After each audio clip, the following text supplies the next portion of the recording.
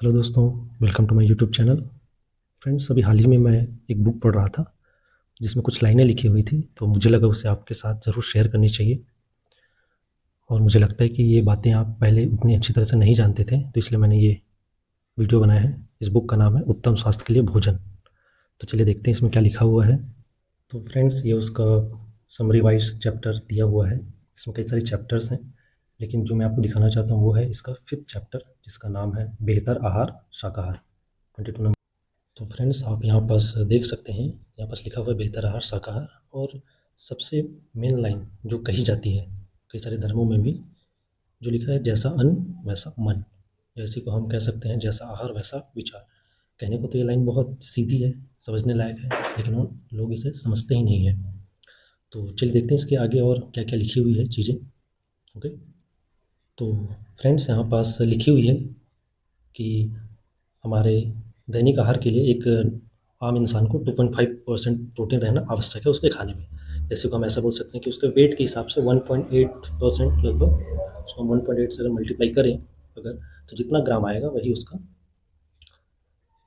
Protein intake होना चाहिए। सी 1.8 वाले फैक्ट का यूज़ किया गया एड एजेंसी वालों की तरफ से।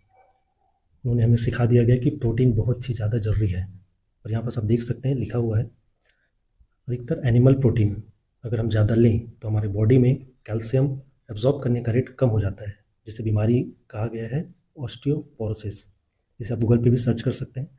यहाँ पास लिखा हुआ है कि दूध पीने या मांस खाने से शरीर में कैल्शियम का क्षरण होने लगता है। तो फ्रेंड्स, प्रूफ के तौर पर मैंने यहाँ शेयर किया हुआ है, आप देख सकते हैं, गूगल पे आप सर्च भी कर सकते हैं।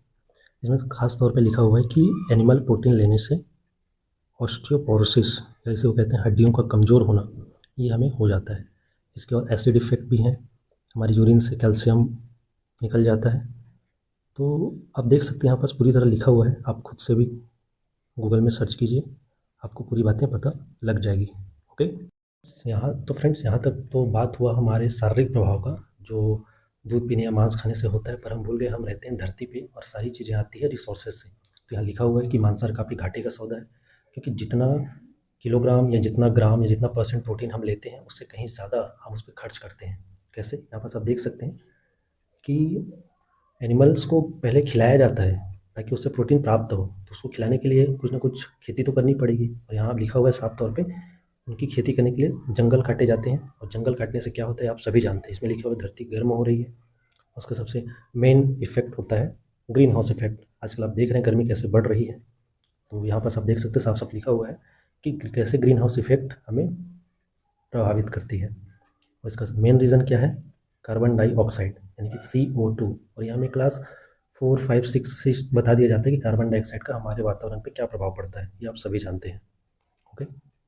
तो यह एक बार सोचने लायक है, आप खुद से सोच सकते हैं। और आपके प्रूफ के तौर पे मैं आपको कुछ दिखाना चाहता हूँ। तो फ्रेंड्स, आप यहाँ पर देख सकते हैं एक वेबसाइट है अवर वर्ल्ड इन डेटा, यहाँ से भी आप सर्च कर सकते हैं। और यहाँ गूगल में देखिए लिखा हुआ है कि 77% एग्रीकल्चर लैंड, उसका यूज़ सिर्फ और सिर्फ जानवरों की खेती के लिए यूज़ होता है। मतलब 77% हम सिर्फ जानवरों को खिलाने के लिए ही फसल का उत्पादन करते हैं, बाकी जो बचे परसेंट 23-24% वो इंसानों के लिए। तो सोचिए, हम उन जानवरों को पहले खिलाते हैं, फिर उनसे मांस और दूध प्राप्त करते हैं, और उसके लिए 77% लैंड हम यूज़ करते हैं। फ्रेंड्स, हम शिकायत बहुत करते हैं कि मौसम परिवर्तन हो रहा है, गर्मी बहुत है, बारिश भी बहुत ज़्यादा होती है, ठंड भी बहुत होता है, दुनिया में गरीबी बहुत है, या और भी बहुत कुछ, पेड़ कटाई हो रहा है या जंगल साफ़ हो रहे हैं, ऐसे हम बोलते हैं। लेकिन हम भूल जाते हैं कि हमारे खाने के पीछे कितनी हिंसा छुपी हुई है। तो आप इन डेटा के आधार पर आप देख सकते हैं। तो आशा करता हूँ आप अच्छी तरह समझे होंगे। तो आप ज़रूर एक बार गौर कीजिए और अपने खाने के बारे में विचार ज़रूर कीजिए। तो friends, thank you to watch my video, and channel को सब्सक्राइब कर लीजिए ताकि ऐसे वीडियोस आपको मिलते रहें।